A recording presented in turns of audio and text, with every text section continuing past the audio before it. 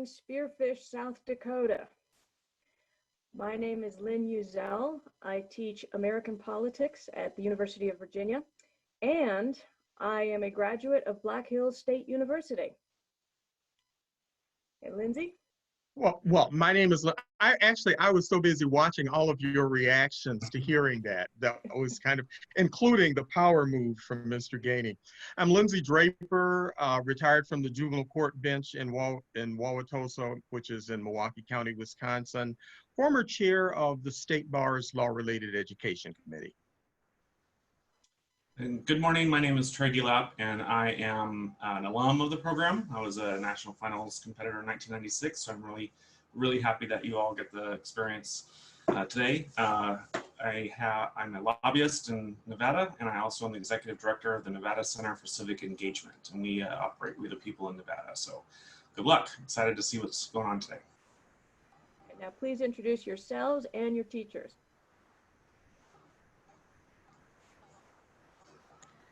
Okay, I'm Ashton Reiners, and I am in Mr. Gainey's constitutional government class in Spearfish. I'm Josie Fritz from Spearfish. I'm Conrad Thorman. And I'm Millie Greger from Spearfish. Well, it's a delight to have you here. And first of all, I want to congratulate you on winning state competitions and for being willing to go through with this rather harrowing and new experiment that we're doing. You know, we all wish that we could be there in person, but sometimes you don't get the perfect world that you want. And I'm so glad that you're willing to participate in what we have to offer this year. So you probably already know that Unit 2, we are discussing question number 1. And the question is, the states sent delegates to the Philadelphia Convention to join with other states, quote, in devising and discussing all such alterations and further provisions as may be necessary to render the federal constitution adequate to the exigencies of the Union, end quote. To what extent, if any, did the delegates follow their instructions? What experiences of state governments under the new constitutions after independence might have influenced the creation of the Constitution? Do the decisions of the U.S. Supreme Court function as a continuing constitutional convention? Why or why not? You may begin. Collectively, the delegates of the Philadelphia Convention did not follow the instructions given. While they did follow the rules stating that there was to be complete secrecy, they failed to follow the main outline purpose of the convention. The convention was called to amend the existing form of government, the Articles of Confederation. Instead, the delegates scrapped these articles and began to draft a new document only 4 days into the convention. Though they did go against the mandate, it was necessary for them in order to quickly fix the problems that the government was facing. The Confederation period held a number of events that troubled the states, which finally led to the realization that the Articles of Confederation were insufficient. The national identity didn't even exist. Many people considered themselves citizens of their states and not the nation as a whole. Experiences like Shays' Rebellion, the overprinting of worthless paper money, the high tariffs being charged between states, the presence of European powers in North America, the federal government's inability to tax states, the border wars taking place between states, the violation of the rights of creditors, and states imposing heavy duties on neighboring states were all events that led to the Constitutional Convention. Many of the thinkers of the time viewed these events as pestilential, while others were discouraged by it, believing that a government based on equal liberty was only ideal but fallacious. Thomas Jefferson, however, saw devastations like Shays' Rebellion differently. He refers to rebellion as the medicine necessary for the sound health of government. Unlike many others, he saw the event as vital, shedding light on the inefficiencies of the nation's government at the time and forcing the delegates at the Constitutional Convention to address these problems. The decisions of the U.S. Supreme Court, when necessary, have the ability to function as a continuing constitutional convention. Through the use of interpretation and judicial review, judges are able to, in a way, redefine the Constitution while also serving as a check to the other branches and setting precedents for future action. While there are many different ways that judges choose to interpret the Constitution, they are able to further continue the work of the delegates. The more conservative ideas of interpretation believe in looking into the strict constructions of the writing or the original intent of the document's contents, whereas more liberal interpretations study the fundamental principles or look at the Constitution in a more modern context. There are pros and cons to either side of the interpretation methods. However, it is hardly truthful to say that the judges avoid using biased conjectures when interpreting the Constitution in their rulings. Although the groups do act in similar ways, the people in the groups have varying similarities and differences between them. The Supreme Court justices are appointed by the President and then confirmed by the Senate, while the delegates of the Constitutional Convention were elected by the legislature of each state. Another contrasting quality between delegates and the Supreme Court justices is autonomy. Delegates had a form of autonomy while creating their document and making new policies. They were trekking on uncharted territory in creating the world's first modern democracy. Even though the Constitution had to be ratified by the states, the delegates were also able to create provisions for doing so, changing it from 13 out of 13 to 9 out of 13. Supreme Court justices have a form of autonomy as well. Though they can be impeached, they are able to act without worrying too much of being removed. Unlike other branches, the judges do not need to appease the people to get reelected. Another similarity can be seen in the purpose of both the delegates and the court justices. The delegates, according to the Act of Authorizing of Delegates, were sent to make the federal Constitution adequate to the exigencies of the Union. In a similar way, the Supreme Court is given the duty of dealing with exigencies of the Union. So while there are differences between the two bodies, the judges are continuing what the delegates have already done by redefining the policies and statutes they already made. Thank you for listening. We are now ready to answer any questions you have. All right, thank you. And if you'll please put away your notes. You mentioned that one of the problems that the delegates faced is that many people in America consider themselves citizens of the states rather than the citizens of the United States. But that leads to an interesting question. The delegates themselves, who were they representing? Were they representing their own states, and were they beholden to the mandate that their instructions that their own states gave, or were they representing the United States and beholden to the congressional instructions?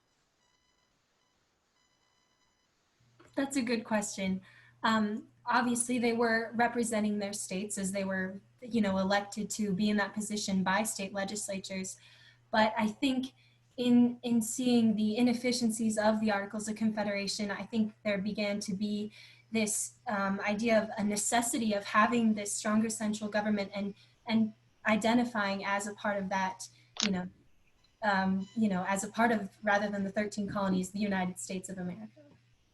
I think it additionally kind of comes down to like party lines a lot, because delegates such as Alexander Hamilton and the Federalists would definitely consider themselves more of like a United States, and they wanted a stronger federal government, whereas the Democratic Republican delegates such as Thomas Jefferson and his fellow Republicans would have viewed themselves more as representing their states. Your statement seems to, and I'm talking about that part that dealt with the Supreme Court and the judges, sounds as though you're giving unelected people the power to create the law. And that's very, very different than what the delegates to the Constitutional Convention, they were to represent the people. And it sounds like unelected people have a lot of power in what you've said. Have I read that right? Yeah, so I think that it is very clear that the unelectedness is definitely one of the clear differences. And yeah, they are unelected and they do have a lot of power, but like they're still in a way continuing the work that the delegates did more. And if ours is a government of the people, isn't that a bad thing?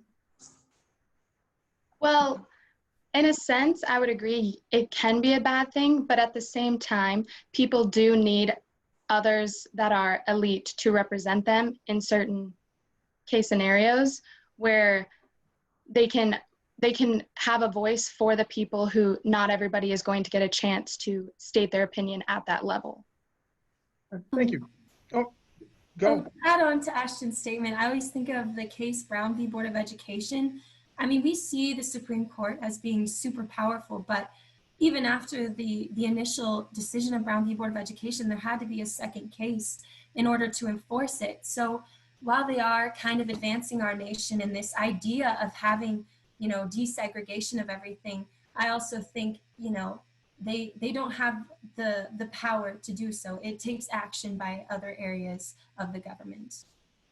Thank And you. one more thing, there's also a lot of diversity within the judges and a lot of different opinions within them as well. So when they're all representing everybody and they're all on different spectrums, that makes it easier to come to a consensus that is best for the nation as a whole. I'm curious, and we talked a lot about this particular part of the question, which is the role of the court. I need a little more convincing that we're talking about the delegates representing who? The people. When delegates represent people or states, they have clear clients or people they're acting on behalf of. Who are the Supreme Court justices acting on behalf of when they're considering cases? Well, I believe they're still acting on behalf of the people. They have to get the cases brought to them by the people. And so they're looking at what the people have said and they're referring it back to the Constitution and seeing what the Constitution would say about the more modern day problems. Yeah, I agree too. They act for the people because of cases like prohibition. You know, once that didn't work out, they went back and repealed it. I think seeing things like that, it sees not only how the country reacted, but what they're in need of, and then the Supreme Court can act on what would be best for us, especially during our time. It's always been changing. So the delegates, they chose what they thought would be best for them now, but as you can see, a lot has changed since then. So the Supreme Court is acting on what our country needs right now for the present time. Okay, But really one briefly. clarification I want you to offer is you're saying they represent the people, but there is no check on their power by the people. There's no election. There's no way to get rid of these people. How can we hold them accountable? I believe there really isn't, you're right, there isn't really a check on them. But back to what Ellie had said, referring to an earlier question, they really don't have like the power to enforce their decisions. So that kind of comes into somewhat of a check where another body or the people have to still enforce what they have said. Thank you. Okay, I think we are seconds away from time. Okay. Well, first of all, congratulations. Yay. So I think you guys did a really marvelous job. You were ready for our questions. You were able to come up with some serious answers to what were some very challenging questions. I also thought you were, very good at, making distinctions. For instance, on asking, well, who did the delegates represent? I thought it was a really good answer to say that some of the delegates saw themselves as representing the states, whereas some of them saw themselves as representing the country as a whole. It would have been better if you could have come up with some better examples. Hamilton's a great example for that nationalist sentiment. Jefferson was not actually there at the Constitutional Convention. So, maybe somebody else like Patterson or someone else who's definitely saw themselves as more representing his state, like George Reed. And again, I thought that, you had a really good principled argument when you said that there is a kind of check on the Supreme Court because they cannot enforce their own decisions. I thought that was a very good answer. But again, if you could support that with another example, like, as Hamilton says in Federalist 78, the judiciary is the weakest branch. And so if you could both link together the general principle, which you are good at discovering and rebutting what you're being challenged with, but link it with specific examples that you can then demonstrate what you're saying, that would make it even better. But you guys did a great job, and I want to just thank you for being willing to do this. Couple of things. I want to tell you, it was, as I look back over my notes, You made me happy right there at the beginning. You said, no, they didn't follow the instructions, which gave me a really good roadmap to listen to what you had to say. I have a little asterisk here on the page that it made me happy right there at the beginning. And I do, as opposed to some of this other stuff, I want to comment on the no check on the Supreme Court. Um, isn't that sort of why they have lifetime appointments to the Supreme Court? Is because we really don't want them to be subject to what, old Lindsay Draper in Wisconsin feels about things. They shouldn't care about how I see things. They get to interpret the law, and we need to follow. So I really, that's one of the things that and I gathered that was really where you were trying to go with that. You didn't use those terms, but that was how I read it. And if you're going, no, that wasn't what I was saying, well, I'm gonna give you credit anyway, because that was how I liked it. You were enjoyable to listen to, and I frankly liked how well you worked together. And as I said, I was able to follow because you told me at the beginning, and just so that you know, that doesn't always happen. Thanks. Thank you for participating. I really enjoyed your presentation, and it's on the lines of what my colleagues have said. It was very approachable. It wasn't, I felt that what we were having was a very frank conversation with people who are not upset, really focused on impressing with I don't know, Latin words or something, come up with something crazy. How much Greek do you know? I don't know, I know none, so that would be bad. But as far as like the question, the way you answered it, it was, this question has so many lanes to take. And I think that's its magic power, is we get to see diversity among who's going to answer it and where you're going to go with this. And just like the simplicity of, no, they didn't follow the instructions, but why would they, And then there was a heavy emphasis, and you did a really great, very organized comparison of the court and what it does and how it works back and forth, and delegates, and I appreciated that, and that prompted me into the deepening of that key piece. And there is no answer except that we do but we don't, and that non-enforceability piece is really interesting. It's like it's the principle, there's got to be a better word for it, but the principle of we're going to ignore it because we don't like it system. The next phase of this conversation would go in, is that desirable? Is that really what we want? The smallest article was Article 3. So it was kind of like, I don't know, the courts will figure it out. And it seems like they are now something else. So the reason I'm jumping all over the place is because you prompted all these little pieces, which shows that you delivered little tastes of all the different things that we're talking about with this question. So I really appreciated the way you responded. And some people, I just want to say how much I appreciate clarity with they didn't, they did, it's good, it's bad. Because sometimes after a hearing, when we're sitting here trying to sort out, well, what did they say? I don't know. So I appreciated your clarity. And I really do thank you. I know from my experience as a kid from Boulder City, Nevada, participating in nationals is an exciting thing. So good for you from coming from a small state and representing well. Thank you.